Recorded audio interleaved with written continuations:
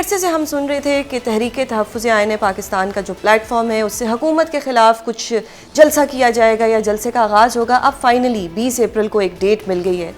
اب اس جلسے سے کچھ آپ کو ملے گا, کوئی ٹف ٹائم دیا جائے گا حکومت کو؟ کیونکہ ہم نے مطلب کافی عرصے سے کہ جی ٹف ٹائم دینا ہے, اور ٹف ٹائم تو کچھ جماعتیں آپس میں ایک دوسرے کو دینے لگ گئی, لیکن اب حکومت کو کوئی ٹف ٹائم دیا جائے گا؟ نہیں, دیکھیے حکومت میں ویسے ہی ٹف ٹائم ہے کیونکہ حکومت تو چل نہیں رہی. جو اپوزیشن ہوتی ہے وہ اپنی سوچ کو یکجا کرتی ہے, اپنی سوچ کا اظہار کرتی ہے, تو یہ جلسے سب اس کا حصہ ہوتے ہیں. یہ مقصد یہ نہیں ہوتا کہ آپ حکومت کو ایک جلسے سے گرا دیں گے. آپ نے ہائی لائٹ کرنا ہوتا ہے ملک کے مسائل کیا ہیں, حکومت کی ناکامیاں کیا ہیں, تنقید حکومت پر کرتے ہیں. یہ ایک سلسلہ ہوتا ہے سیاست کا. تو سر حکومت آپ کو یہ کچھ جلسہ کرنے دے گی جو آپ لوگوں کو ایک کنونشن نہیں کرنے دیتی, جو آپ لوگوں کو ایک ہوٹل میں نہیں جا کے کوئی مذاکرات نہیں کرنے دیتی, بات نہیں کرنے دیتی, وہ آپ کو یہ جلسہ دھرنا یا کچھ بھی کرنے دے گی؟ جی وہ تو غیر نمائندہ حکومت ہے نا. یہ تو بدنصیبی ہے ہماری کہ ہماری آج جو حکومتیں ہیں وہ عوام کی منتخب شدہ نہیں ہیں. وہ جمہوریت سے گھبراتے ہیں, وہ عوام کی رائے سے گھبراتے ہیں, وہ جمہوری پارلیمانی قدروں کو دبانے کی کوشش کرتے ہیں.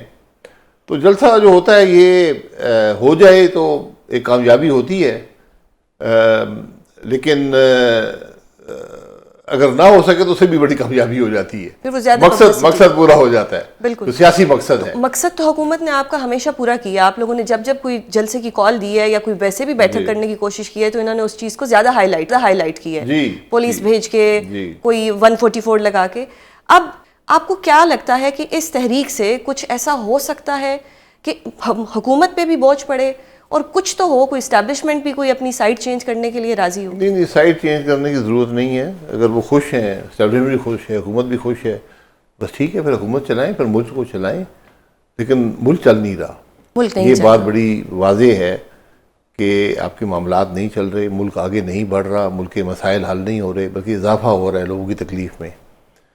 تو اس صورت میں سیاست سے ہی مسئلہ حل ہوتا ہے. اور آج آپ کے پاس صرف ایک راستہ ہے کہ ملک کے اندر جو انتشار ہے اس کو ختم کریں, نفاق کو ختم کریں اور اتفاق پیدا کریں.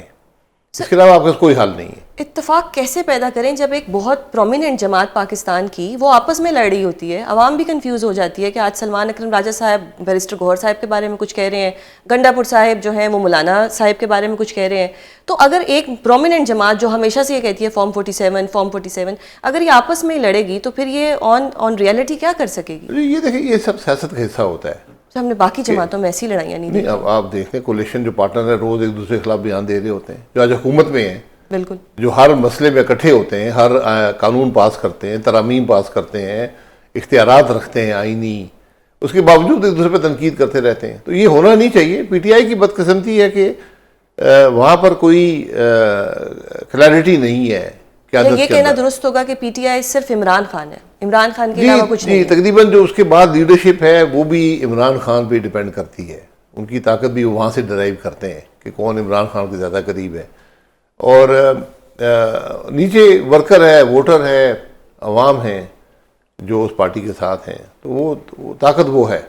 جو مڈل ٹیئر جو لیڈرشپ ہے اس کی اہمیت صرف ان کے عہدے سے اور جو عمران صاحب ان کو طاقت اختیارات دیں اس سے جڑی ہوئی ہے. بالکل.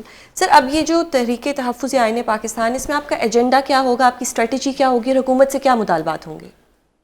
دیکھیے ہم تو باضابطہ طور پہ اس کا حصہ نہیں ہیں. میں دعوت دی تھی عزیز صاحب نے کہا تھا ہم ٹھیک ہے, ہم آپ کی سوچ سے اتفاق رکھتے ہیں کہ ملک کا نظام آئین کے بغیر نہیں چلے گا. تو وقت کے ساتھ ہم دیکھیں گے تو اس سے جو باتیں ہیں وہ بڑی درست ہیں کہ ملک کے آج مسائل کا حل صرف اور صرف رول آف لاء میں ہے, یعنی قانون کی حکمرانی میں ہے, جس میں آئین بھی شامل ہے. آپ چاہے بلوچستان کا مسئلہ دیکھ لیں, یہ کنالز کے مسئلہ کھڑا ہو گیا ہے, معیشت کے مسائل ہیں, سیاسی انتشار ہے. آپ پاکستان کے جس مسئلے کو دیکھیں گے اس کا جو حل ہے, اس کی جو جڑ ہے وہ آئین سے دوری میں ہے. تو قانون کی حکمرانی میں ہر مسئلے کا حل ہے.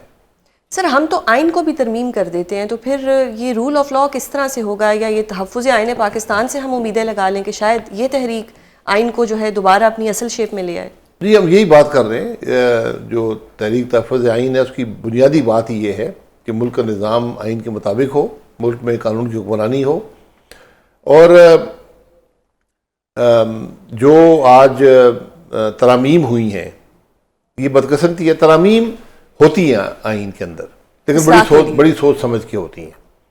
اس پر ٹائم لگایا جاتا ہے, اس پر پبلک ڈبیٹ کرائی جاتی ہے, پارلیمان کے اندر ڈبیٹ ہوتی ہے, اس کو بہتر بنایا جاتا ہے. 26ویں ترمیم جو ہے یہ پاکستان کے آئین کی روح پر ایک بہت بڑا دھبا ہے. یہ اس نے نظام کو ختم کر دیا. کہ میں آپ کو حقیقت سے بتاتا ہوں, میری جو سوچ ہے کہ آپ کے جو آئین کے اندر جو بیلنس تھا وہ ختم ہو گیا. ختم ہو. اب جوڈیشری جو ہے اس کی کوئی حیثیت نہیں رہی. تو اس تحریک سے یہ اپنی اوریجنل شیپ میں واپس آ جائے گا, یہ آپ کو لگتا ہے؟ دیکھیں کم از کم وہ سوچ تو پیدا کرے نا کہ بھئی کیا خرابیاں ہیں. یہاں تو بدقسمتی یہ ہے کہ اتنی بڑی ترمیم ہے, اتنی اس کی سیریس امپیکٹ ہے ملک کے نظام پر, صرف جوڈیشری کے نظام پر نہیں پورے ملک کے نظام پر, بالکل, کہ آپ نے اس کی ڈبیٹ کوئی نہیں کرائی. کوئی اسمبلی کے اندر بولا نہیں, کوئی اسمبلی میں ڈبیٹ نہیں ہوئی. ایک مقصد تھا کہ جو ہماری عدالتیں ہیں ان کو فلی طور پہ کیپچر کر لیا جائے. اب عدالت کے اندر سپریم کورٹ کے اندر بھی ایک سپریم کورٹ ہے. جی وہ ہو گیا نا مسئلہ, وہ مقصد حل ہو گیا, لیکن وہ مقصد آئین کی روح سے متصادم ہے. آئین کی روح یہ تھی کہ انڈیپینڈنس آف جوڈیشری ہو, بالکل, ایگزیکٹو کا اپنا رول ہو, جوڈیشری ہو. یہ آپس میں یہ تناؤ رہتا ہے اداروں کے درمیان, یہ پورے دنیا میں ہوتا ہے اور وہ وقت کے ساتھ سیٹل ہو جاتا ہے. لیکن یہاں تو آپ نے ختم کر دیا ایک جو ستون تھا جمہوریت اپنے فائدے کے لیے. جی فائدہ کیا ہوتا ہے؟ جی فائدہ یہی ہوتا ہے کہ وقتی طور پہ مجھے کوئی شاید مشکل نہیں ہوگی الٹے سیدھے کام کرنے میں. اگر کوئی عمران خان کا کیس آئے گا تو وہ کانسٹیٹیوشنل بینچ کے پاس جائے گا, اور کانسٹیٹیوشنل بینچ جو ہے وہ انہی کی سائڈ لے گا. جی کس کو بیل ملے گی, کس کو نہیں ملے گی, کس کے اپیل کا فیصلہ کیا ہوگا. آپ ریٹ پٹیشن, کانسٹیٹیوشنل پٹیشنز کریں گے, ان کو کچھ سنے گا نہیں. جیسے ریزرو سیٹس کا ریویو, یہ سب معاملے آپ دیکھ رہے ہیں. جج کون لگائے گا, کیسے جج لگائے گا, بالکل مرضی کے. یہ آپ میرا خیال ہے کوئی ایک اس پہ اسٹڈی کر لے کہ پچھلے 30 سال لینے جو جج لگے ہیں وہ کیسے تھے, کون تھے, اور ان کی کیا کارکردگی رہی ہے. جو آج لگے ہیں یہ کون ہیں, کیسے ہیں, کتنی قابلیت ہے. یہ بڑا ضروری ہے. جج جو ہے وہ کم از کم 20-25 سال رہتا ہے, بالکل, اور اس کے بڑا سیریس امپیکٹ ملک کے عوام پر, ملک کے معاملات پر ہوتا ہے. اگر ہم جج ہی کمپٹنٹ نہیں لگائیں گے, ہم جج ہی کمپرومائز لگائیں گے تو پھر ملک تو بالکل نہیں چلے گا. سر یہ بات آپ جیسا سینئر بندہ سمجھ رہے ہیں, میرے جیسا کل کا آیا ہوا بندہ بھی سمجھ رہے, تو یہ ہمارے حکمران کیوں نہیں سمجھ رہے؟ یہ کیا سب اپنا اصولوں کا سودا کر لیا, ضمیر بیچ دی ہے. ان کو اقتدار چاہیے تھا, مل گیا, اسی میں خوش ہیں. یہ بدقسمتی ہے ملک کی.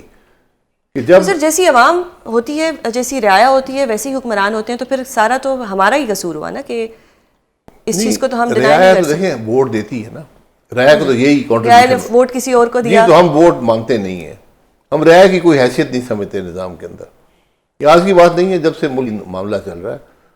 اب یہ دیکھ لیں کہ 47 سے پاکستان بنا اور 70 میں جا کے پہلے الیکشن ہوئے, بالکل بالکل, اور پاکستان ٹوٹ گیا پہلے الیکشن میں, کیونکہ ہم نے رزلٹ مانا ہی نہیں. رزلٹ بڑا واضح تھا. ایک جماعت کے پاس 152 سیٹیں تھیں, دوسری کے پاس 83 تھی. تو ہم نے کہا نہیں 83 والا بنے گا, دوسرا نہیں بنے گا. بس وہی سلسلہ پھر چلتا رہا ہے ہر الیکشن میں.